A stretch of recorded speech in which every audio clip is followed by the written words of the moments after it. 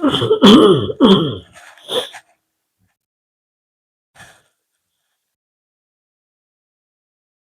Morning my dear student. मैं आप लोगों के सामने कक्षा 12 का प्रकाश की तरंग वाला जो है प्रकाश की आइगन तरंग का सिद्धांत वाला चैप्टर मैं लेकर आया हूँ। इससे आपके बोर्ड में 5 नंबर का आना तय है। ठीक है, इसका मैं सारा जो है 5-6 टॉपिक है मैं उसको तैयार करा दूंगा और आज की बात जो है केमिस्ट्री का ही बनाऊंगा। ठीक है, जो है केमिस्ट्री का भी कल से शुरू कर दूंगा।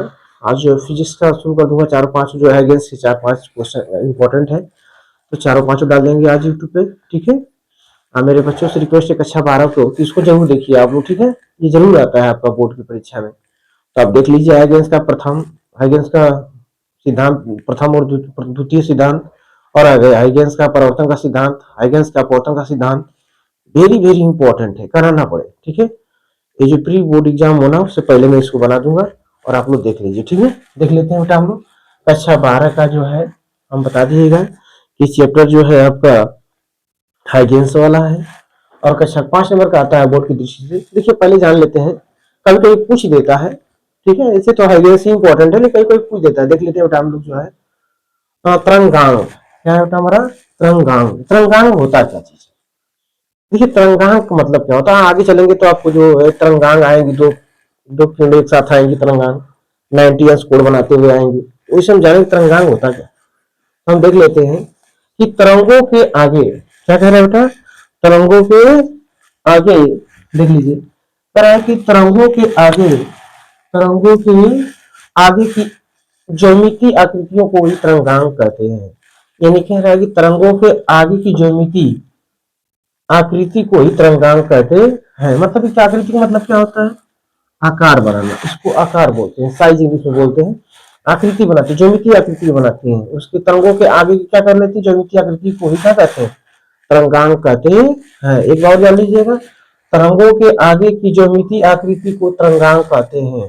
तरंगांग 3 प्रकार के होते हैं। कितने प्रकार के होते हैं? 3 प्रकार के। देख लेते हैं। पहला गोलीय तरंगांग, बेलनाकार तरंगांग, आयताकार तरंगांग या समतलकार तरंगांग। समतलकार और आयताकार तरंग या कोई भी कर सकते हैं, कोई भी क्वेश्चन से पूछ सकते हैं। ठीक है, एक ही दोनों बात है।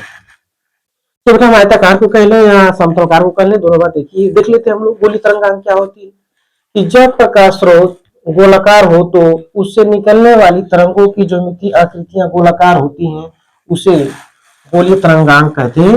देख लीजिए, जब प्रकाश स्रोत गोलाकार हो या उससे निकलने वाली तरंगों की ज्यामितीय आकृतियां गोलाकार होती है, उसे गोलीय तरंगांग कहते हैं। जैसे मान लीजिए कोई भी हम जैसे पानी उन्हें देखे हैं, कोई पानी तालाब है, उस तालाब में अगर हम बेटा ऐसे कोई अगर हम पत्थर इसमें फेंक दे रहे हैं, ठीक है, तो तालाब है, इसमें पत्थर फेंक देंगे तो इसमें पत्थर फेंकेंगे, देखेंगे ऐसे एक आकृति बनेगी और एक ऐसे बनती चली जाती है तरंगांग। ठीक है, मतलब क्या बनेगी, कह रहा है कि ज्यामितीय आकृतियां गोलाकार होती है, उसे हम क्या कहते हैं, गोलीय तरंगांग कहते हैं। ठीक है, और दूसरे की बात करते हैं बेलनाकार, बेलनाकार तरंगांग। ठीक है, कौन सा बेलनाकार तरंगांग, देखिए इससे आगे रहेगा बेलनाकार तरंगांग। ठीक है, बेलनाकार तरंगांग क्या होता है, देख लीजिए कि जब प्रकाश स्रोत बेलनाकार होता है तो उससे निकलने वाला तरंगों की ज्यामितीय आकृति बेलनाकार होती है, उसे हम क्या कहते हैं, उसे हम बेलनाकार तरंगांग कहते हैं।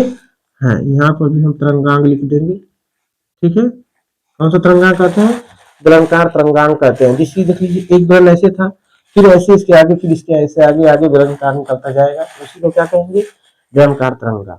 ठीक है, जैसे पानी में देखे हैं आप लोग कि तरंगें जो उत्पन्न होती है, जिस पानी में ढेला मारते हैं तो उसमें से निकलती कि नहीं निकलती तरंगा, देखिए ऐसे निकलती, जाके लास्ट में तालाब होता है तो लास्ट में जाके फिर समाहित हो जाता है। ठीक है, फिर कोई ढेला मारने उसी तरह हो जाता है, ये क्या कहलाता है, तरंगांग कहलाता है। क्या कहलाता है, तरंगांग। आगे देख लेते हैं हम लोग आयताकार तरंगांग या समतलकार तरंगांग। जब प्रकाश स्रोत समतलकार हो या आयताकार तरंगांग होती है तो उसे आयताकार तरंगांग होती, उसे आयताकार तरंगांग निकलती है, जिससे हम क्या कहते हैं, आयताकार तरंगांग या समतलकार तरंगांग कहते हैं। ठीक, सेम इसी तरह परिभाषा है। ठीक है, अब जान लें कि उससे निकलने वाले तरंगों की ज्यामितीय आकृति कैसा होती है, आयताकार। कैसे होती है, आयताकार। एक बार सुन लीजिए, आयताकार तरंगों, जब प्रकाश स्रोत समतलकार हो या आयताकार तरंगांग होती है तो उससे निकलने वाले तरंगों की ज्योमेट्री आकृति कैसा हो, आयताकार हो। कैसा बेटा, आयताकार हो। देखिए आयताकार, जैसे आयताकार हो इसे, ठीक है, जो इससे अब निकलेगा इसके आगे आयताकार हो जाएगा, जो इससे आगे निकलेगा वो आयताकार तरंगांग हो जाएगा। ठीक है, बहुत मोस्ट है, इसको पहले हम लोग जान लेंगे, बेसिक चैप्टर में दिया हुआ। इसके बाद हाइजेंस का सिद्धांत अभी पढ़ाते हैं। ठीक है, आज इतने के लिए देख लीजिए, कोई दिक्कत है तो पूछिए। ठीक है बेटा।